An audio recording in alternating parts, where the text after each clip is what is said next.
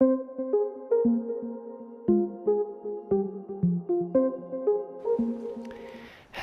everybody, hope you're all doing well. We are back with Assassin's Creed 3. We're going to continue with the main quest, which has been actually quite fun so far.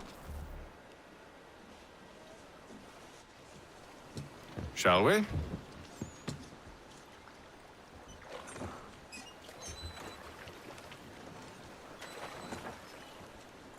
They're going to be so surprised to see a Templar with us.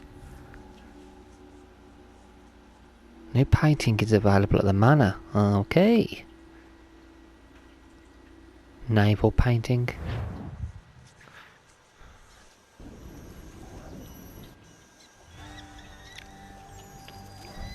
Caribbean Sea. Oh, we're travelling far, aren't we, after this guy?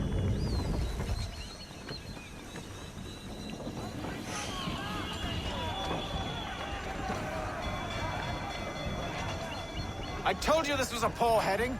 Church is surely days ahead of us now. No. Have some faith in the boy. He's yet to disappoint. Well, the bar's not been set very high now, has it?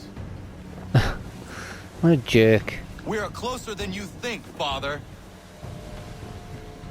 Yeah, you have no idea.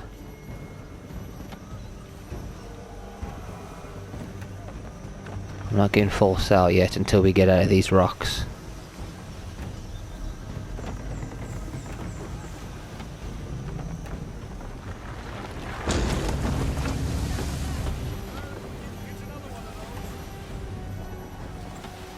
Perhaps someone with more experience should take the wheel. Why don't you have a go then, dude? I'll gladly let you have a go. Yeah, full sail, let's do it.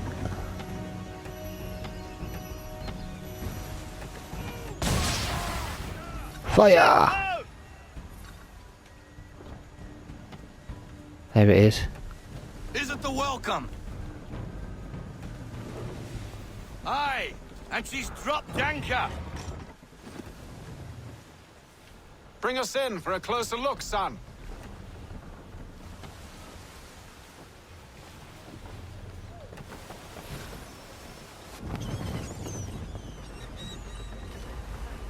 It seems the ship has been abandoned. Church always was a slippery little bastard. After them! Full sail! I'm in a different ship, eh? Looks like I'm doing full sail. I take a full sail, don't I? Oh, the turning's terrible. Oh, can I do it? I think I can do it, yeah. I need the speed. Screw the turning. Oh, screw it, I've got to turn and I. You came to captain a ship, given the way you sailed. Why don't you sail it then, you lunatic?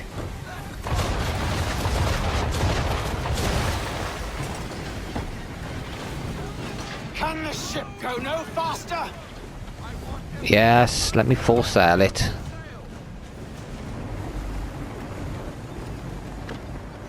Jesus, no, that's bad. Look how much wind it goes.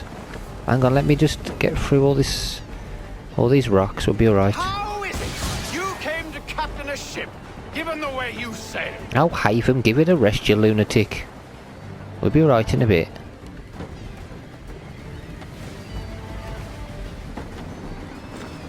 God, there's a lot of wind. I'm fighting the wind here.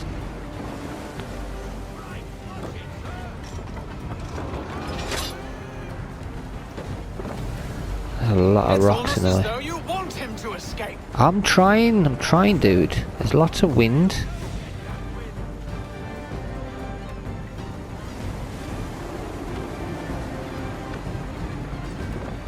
Oh my god, this winds are ridiculous. Hurry, son. We won't get a second chance at this. I'm trying, I'm just not very quick. Oh, this blasted wind. Freaking heck.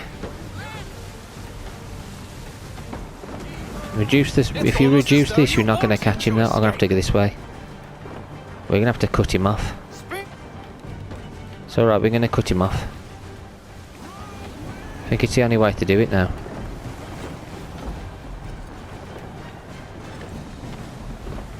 Perhaps someone with more experience should take the wheel. Shut up. She's passing between the cliffs, boy, and the Aquila's too big to follow. We need to go around. God damn it! We're going to lose him! Shut up. What other choice have we? Those rocks would crush us! The current here is swift.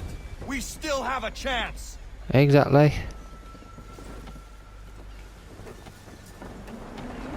The bloody wind though. The wind's a nightmare. Enemy ship approaching! Ready our weapons! Prepare to return fire! Church is using the ambush as cover! Sink him before he escapes! Send that bastard to the seafloor! No, I need his ship afloat. The cargo must be saved. Shoot him, I don't care. Shoot.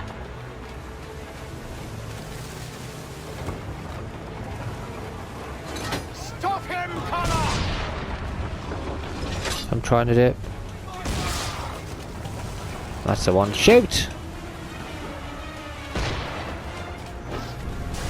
Do not let Church escape! That's why I'm ramming him.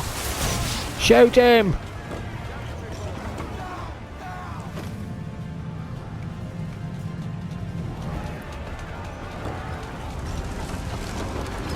Focus on our true target! That's what I'm doing.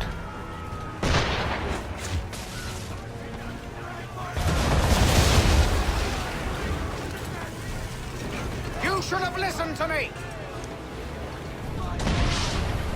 He's nearly away! He's not, he's there. I'm shooting at him.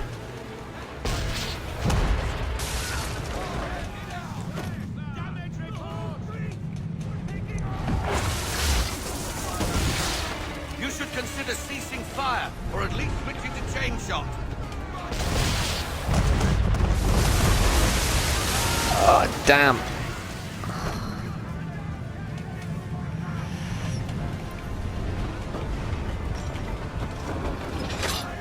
Fire!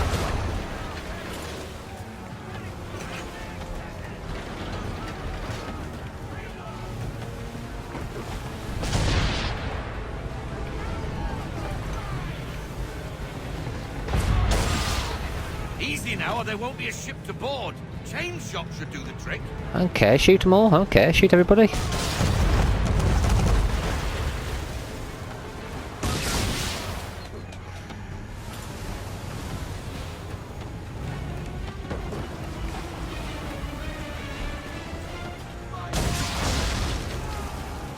Three targets killed.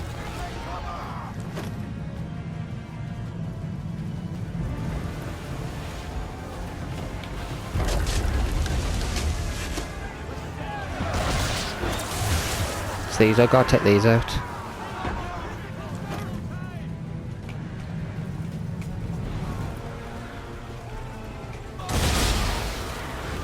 Those are the ones I gotta sink.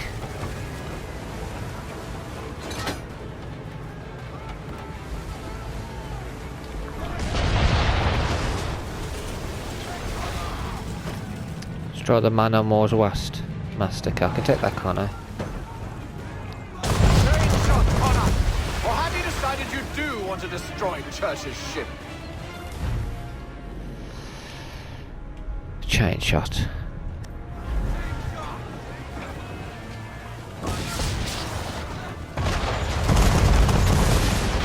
Jesus. I sunk it. Did I sink me or did I sink them? I was too busy trying to sink them. I decide I want to kill them.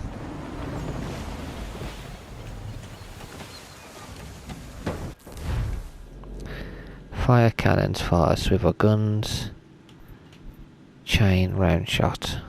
I can't need that one, don't I, really? Enemy approaching!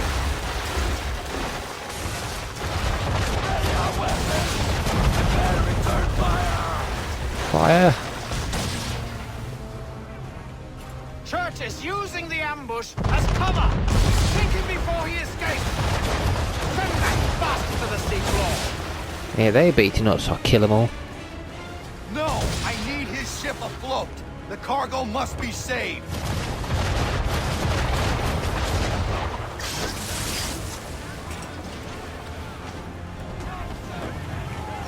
Stop him, Connor! Shoot him! Ha ha ha ha!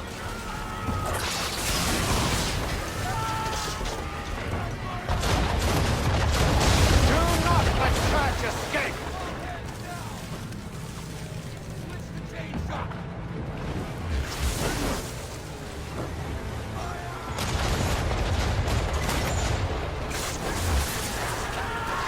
Focus on our true target. That's what I'm doing, I'm trying to stop him.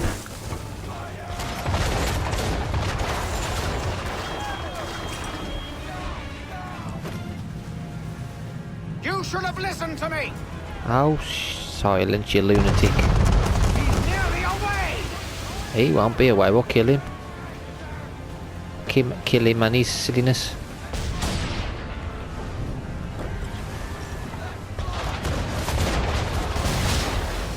That was a little ship. The little ship's buggered.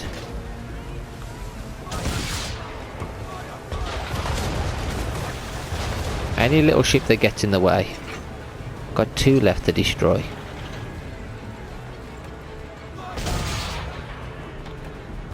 Okay, I got... That's nearly gone, isn't it, that one? That's sunk. So I need one more, which is that one round there, if I can get it. That's the one over there I need to sink.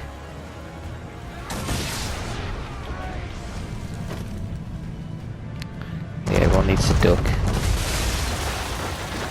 Shoot! Now we just gotta do that one quickly. Everybody duck! Duck, duck, duck, duck, duck, duck, duck. Now we got him.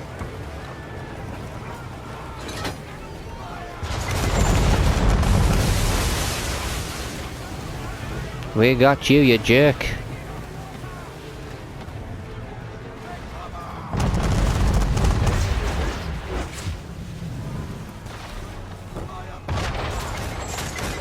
Shoot the mast, come on.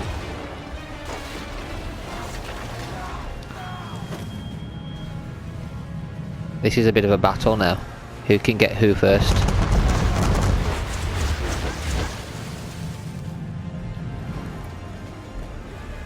Dude, when this fills up, you're dead. Damn it, he got me again. God, he's crafty. Oh, that boat is so crafty. I need to get it out of the way, don't I really? If I can stop, if I can get the mast ASAP, I'm alright.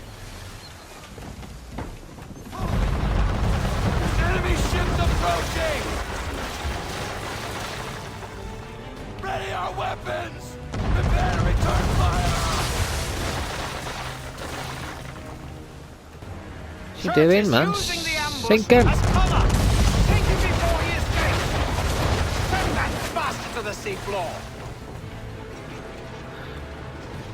No! I need his ship afloat! The cargo must be saved!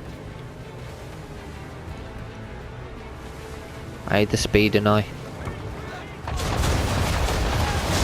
You're dead. Stop him, Connor! Number one.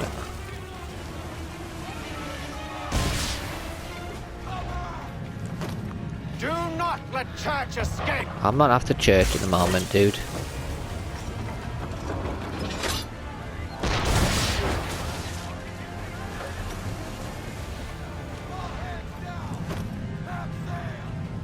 Focus on our true target. Wait a bit and I will.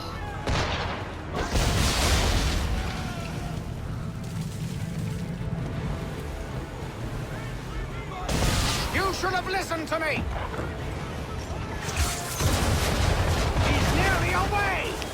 He'll be fine, we'll get him.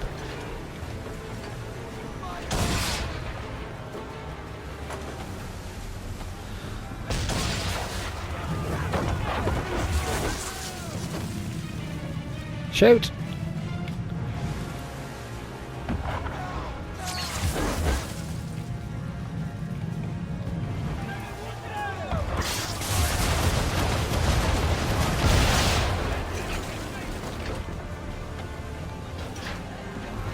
Need to turn more.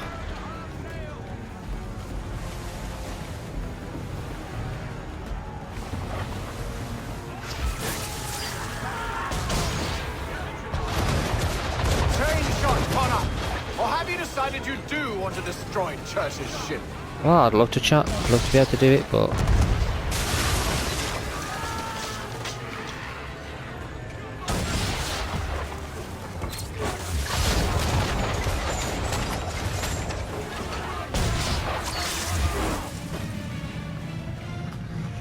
there's too many. I ain't able to do. It's a shame we can't heal our ship.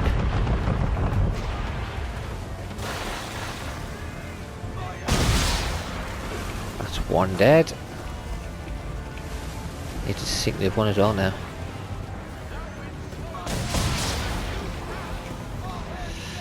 This is the one I need to get now. These dudes, these are gonna really wind me up. Oh my god.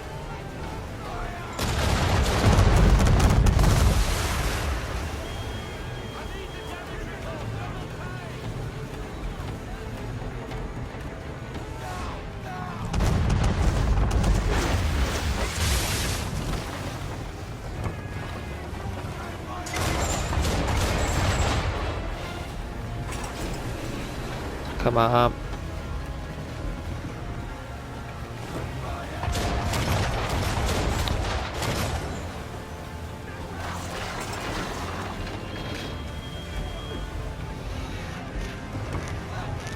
Come on.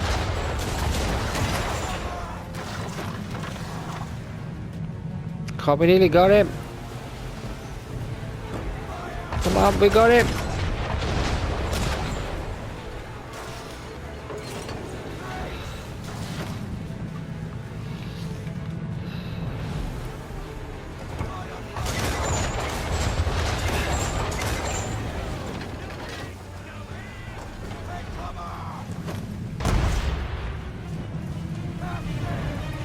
I'll get round him quick. Come on.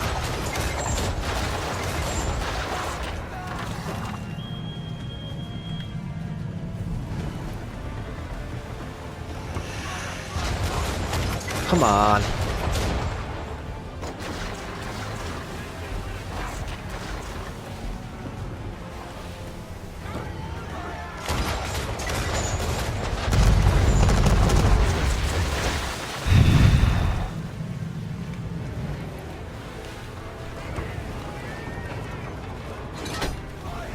Got him.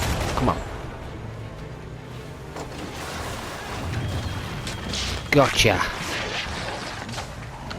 Board the man of war. Jeez. That was a battle. Now we gotta board it.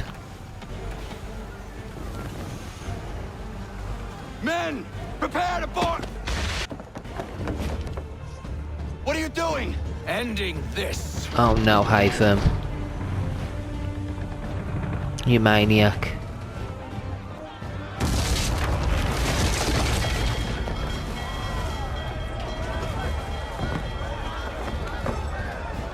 Haytham's a maniac.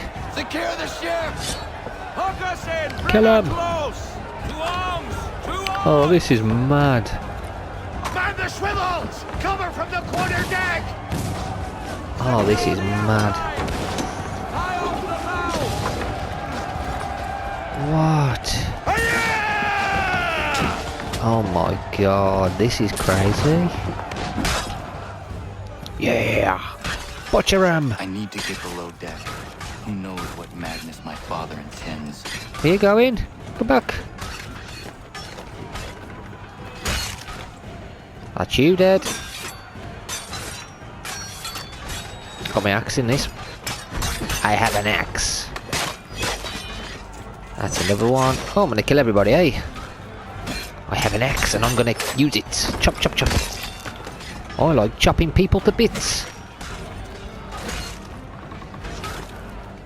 I don't know who's on my side, but I'm killing everybody. And for some reason I got stuck. There's another officer up there I need to chop to bits. Move, move, move, move, move. Hello, officer. I've come to chop you to bits. I'm going to put you in my stew. That's right. Lovely.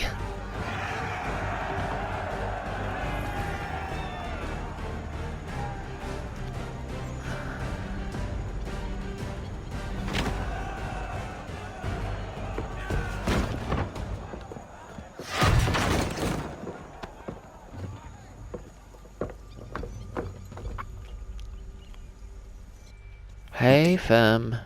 What has Church done with the cargo? He's probably dumped it. I bet it's not even on this ship. I bet it's on the other ship. It's been quite an adventure. Let me tell you. Working my way through your nasty little tricks and traps. Clever. Some of them anyway. I'll give you credit for that. And for the quietude with which you pulled it off. We had a dream, Benjamin! A dream you sought to destroy! And for that, my fallen friend, you will be made to pay! Oh my god. Enough! We came here for a reason. Different reasons, it seems.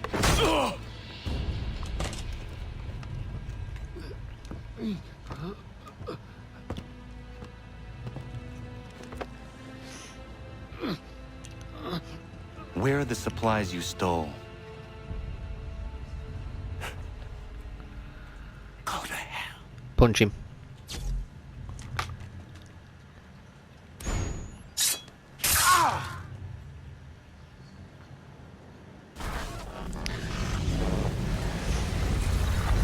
I ask again. Where are the supplies? On the island yonder. Awaiting pickup.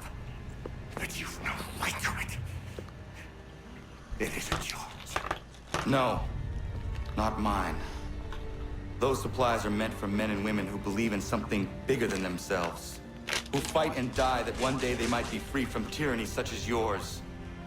Are these the same men and women who fight with muskets forged from British steel? Who bind their wounds with bandages sewn by British hands? How convenient for them.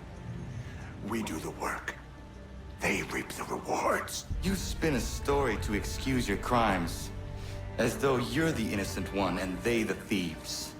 It's all a matter of perspective. There is no single path through life that's right and fair and does no harm. Do you truly think the Crown has no cause? No right to feel betrayed? You should know better than this. Dedicated as you are to fighting Templars, who themselves see their work as just. Think on that the next time you insist your work alone befits the greater good. Whose side's he on then? Your enemy would beg to differ. And would not be without cause.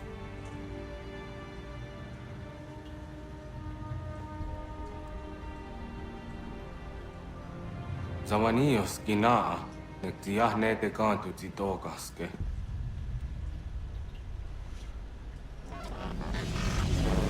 Did well. His passing was a boon for us both. Come on. I expect you'll want my help retrieving everything from the island. You don't have to help us if you don't want to, Hyphen, but you know. I've actually enjoyed working alongside him. I wish there were more missions like this. Like where the Templars and the Assassins have to team up. Pretty cool to see them both working. working in unison. I have been reunited with my father, but I do not yet know if this bodes well or ill. Our goals are aligned, at least so far as independence is concerned. But he continues to defend Charles Lee, the man who murdered my mother and burned my village. Still, he makes a point about Washington and those who back him. I hear much talk of freedom and equality, but it seems one must be a landed white man to benefit. What if someone like me, or Surrey? What role for us in this new world? Is my father right then? There is so much I must consider and so little time in which to do it.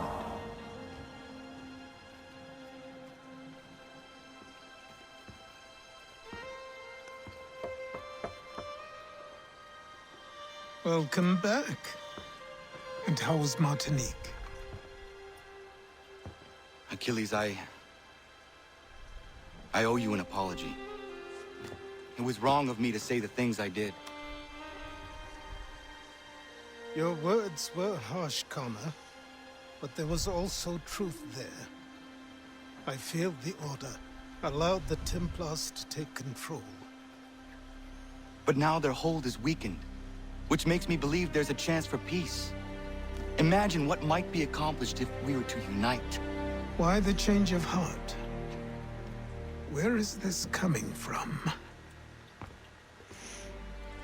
You've met your father, haven't you? I do not claim to trust the man or even like him. But I would be remiss to ignore this opportunity. Hatham may listen, but will he understand? And even if he does, will he agree? Even he must admit that we can achieve more together than we do alone. I assume you're off to find him. Yes. I ride for New York to see what might be done.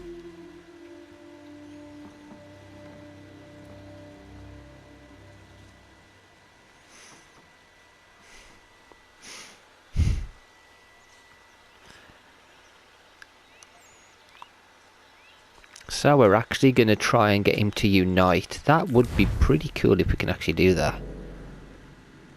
Whether or not we can is another thing altogether. Logbook. No, that's not what I wanted. I wanted data. That was it. Where is it? Animus database. Okay, I want to continue with recent entries. Benedict Church updated.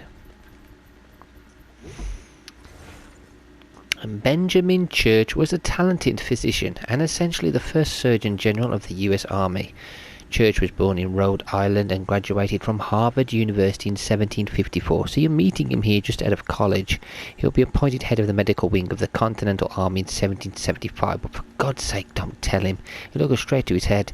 Church goes on to become a vocal patriot, which makes him sound like a member of a weird barbershop quartet. But he was a member of the Sons of Liberty and his local committee of correspondence. He'll even speak at the 3rd anniversary of the Boston Massacre. He's also got a house in a very nice part of town. Being a doctor must pay well. Turns out Church is either an excellent liar or he changes allegiances from the rebels back to the British sometime before 1775. That's when he was caught sending coded messages to the British forces in Boston.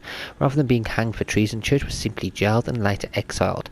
That took some fast talking on his part. His defence was that he was actually helping the Continental Army by exaggerating troop estimates and gunpowder stores. That's some quick thinking.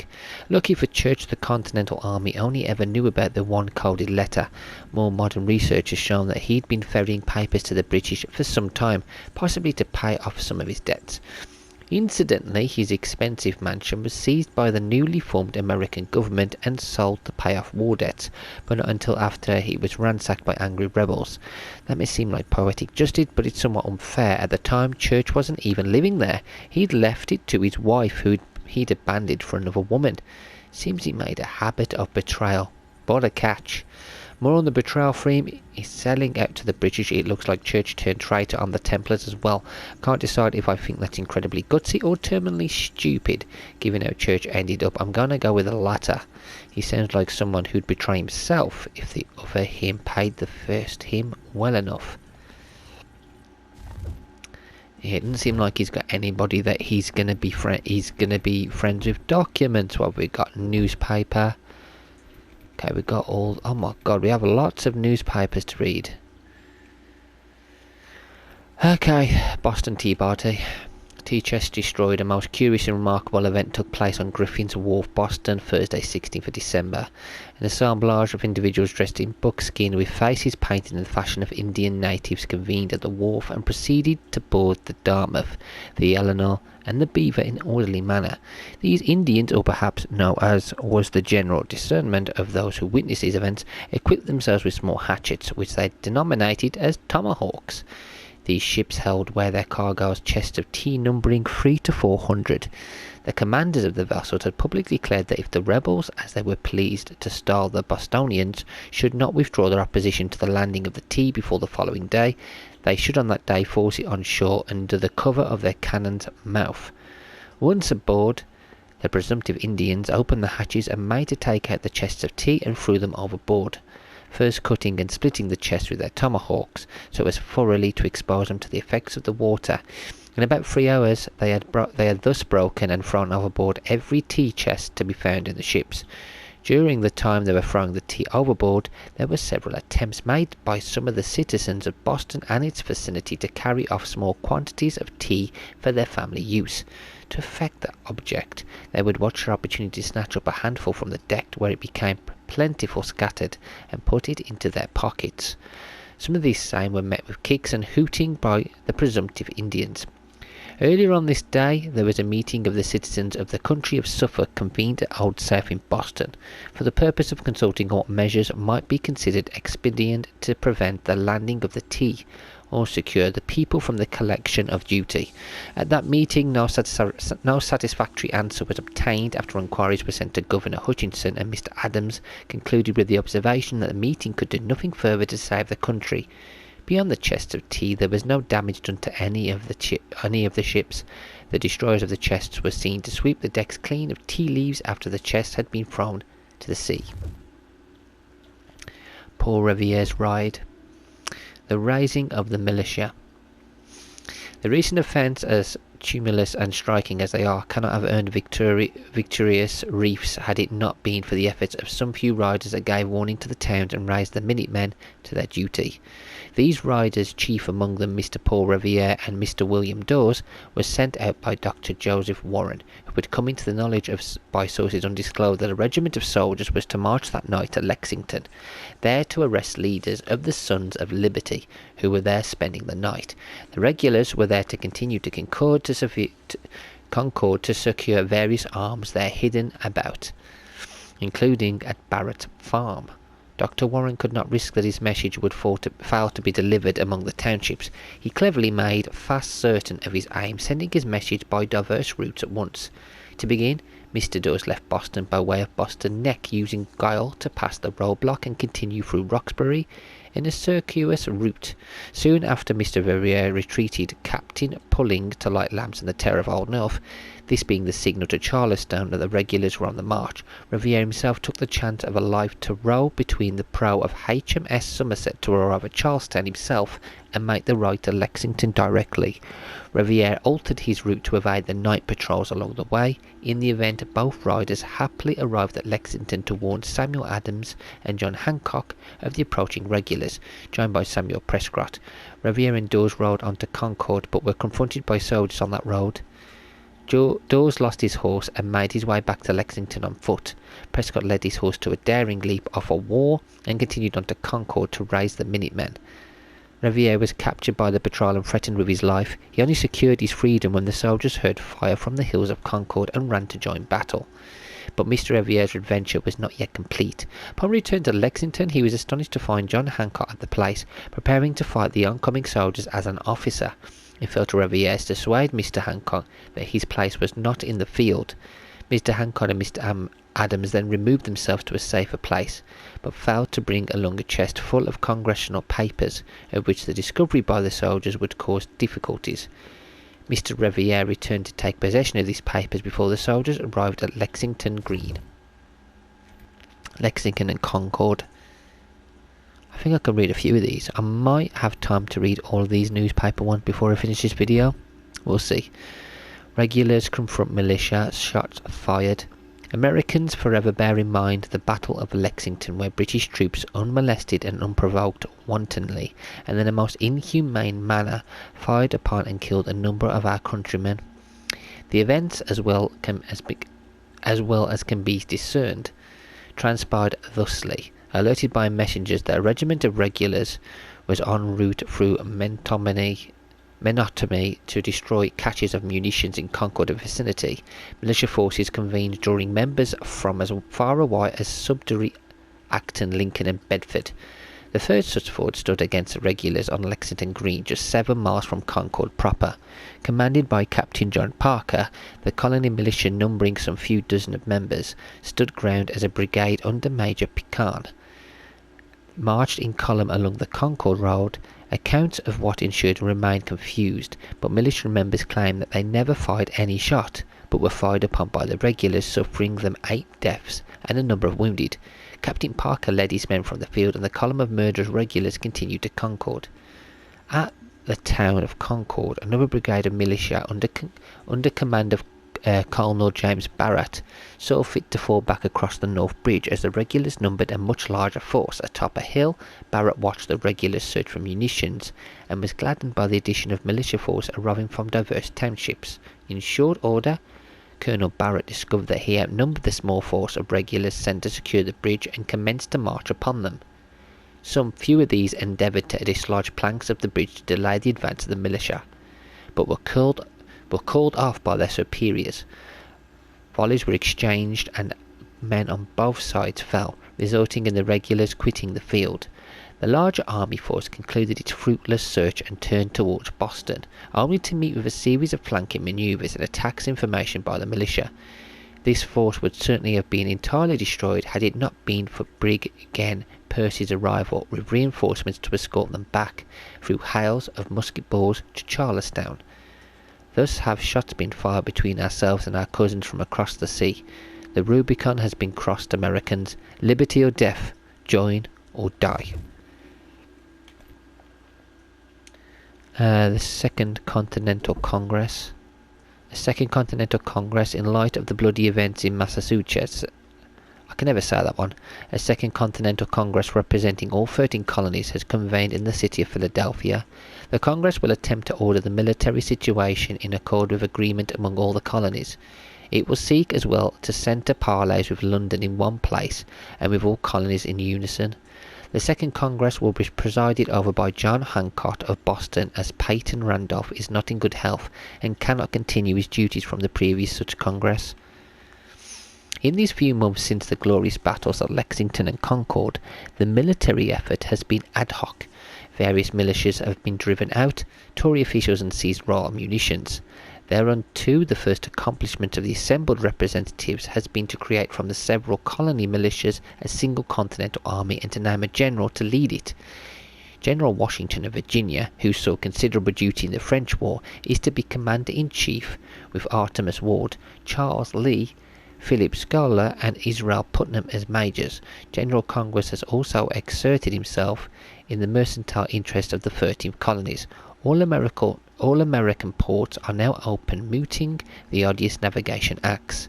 Despite the creation of the Continental Army, the Congress expects that the division between all colonies and the Crown to be eventually set right to the benefit of all. To this end, the Congress has approved the Olive Branch petition to the British Crown in a gesture of reconciliation. Battle of Bunker Hill, the Declaration of Independence, and Valley Forge. These are the last 3 we're going to read before we finish this video. Bloody battle in Charlestown. Colonel Militia engages Crown forces on Breed's Hill, many killed and grievously wounded. It having become known that Crown forces intended to take positions dominating the whole of Charlestown, General Artemus Ward put 1,000 militia troops into the field. Acting with bravura and dispatch, Major General Israel Putnam and Carlo W.M. Prescott worked through the night to erect a redoubt, running the width of Breed's Hill down to the Mystic River itself. Said defences surprising the Royal troops at morning light. The colonial militia continued to build breastworks even as they were bombarded by ships in Boston Bay. Come afternoon, some 2,000 soldiers comprised of Fusiliers, light infantry and regulars landed on the Charlestown shore and assaulted the colonial defences. Militia snipers inflicted harm upon the regulars from afar, and General Howe responded in a most cowardly manner, ordering combustible shells to be fired upon the houses of Charleston itself, setting the town on fire. The inhabitants fled to the fields. The brave militia, although short on rum and ammunition, held their ground and waited till the approaching line was well within range before unleashing a devastating volley into the royal ranks. The army fell back, then attacked again. Again the New England volunteers inflicted great harm upon the soldiers. From across the Charles, citizens of Boston viewed the battle from their rooftops. A third time the royal forces marched up the slopes of Breed's Hill. At last the militia reserves of ammunition were exhausted and the men fell back in disarray, leaving both Breed's Hill and Bunker Hill to the king's troops. The ground was hard won by General Howe. In all he suffered some 1,000 casualties, dead and wounded. Militia losses are tallied at 400. Liberty Congress unanimously declares the United Colonies free and independent states. Yesterday the representatives of all 13 colonies resolved and declared the independence of their citizens and formally dissolved all ties with Britain. This Declaration of Independence, as it is so entitled, was drafted by a committee of authors, principally thus Jefferson, John Adams and Benjamin Franklin, and expresses in language more eloquent than we were able to describe the events and reasoning that have led to this final disruption. A second Constitutional Congress began work on the document months ago. Some few among the representatives had every aspiration that the colonies would reconcile with the king and reasonable rights secured. With each additional regiment dispatched to these shores, that hope diminished until all voted in unanimity to sever ourselves from our mother country. John Adams declares that this day should be solemnised with pomp and parade, with shows, games, sports, guns, bells, bonfires and illuminations from one end of the continent to the other. From this time forward forevermore. Valley Forge. Continental Army suffers deprivations. Encamped a scant 20 miles from Philadelphia, General Washington's army struggles in harsh winter. After the defeat at Brandywine, the Continental Army suffered humiliation as Congress fled Philadelphia in advance of Royal troops. The Redcoats subsequently marched upon and occupied our Patriot capital. Soon after, miseries were increased with the lamentable defeat at Germantown. General Washington has now located his army at a place called Valley Forge, south of the Schuylkill River, where the high ground of Mont's Joy and Misery provide for easy defence. However, the Patriots must contend with starvation and a want of clothing and shelter. Indeed, the General has set them to the building of huts and logs. He promises $12 to reward the party in each regiment which finishes their hut the quickest and most workmanlike manner. But under several inches of snow, the soldiers are hard-pressed to complete their task.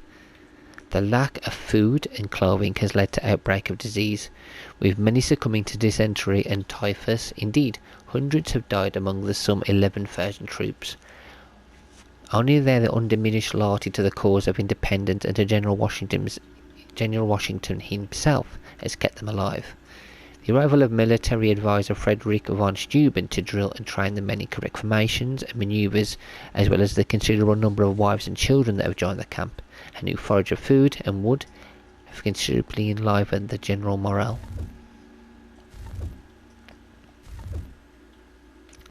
God, we have so much to read still. Okay, so we've read quite a lot there. We have quite a lot of lore left to read, which I can continue in the next one. So what we'll do in the next video, guys, is we'll do another mission, and then we'll read some more lore, or we'll read some lore and then do another mission, something like that. Anyway, thank you all for watching. I really do appreciate you guys, and until next time, take care. Have a nice rest of your week as well.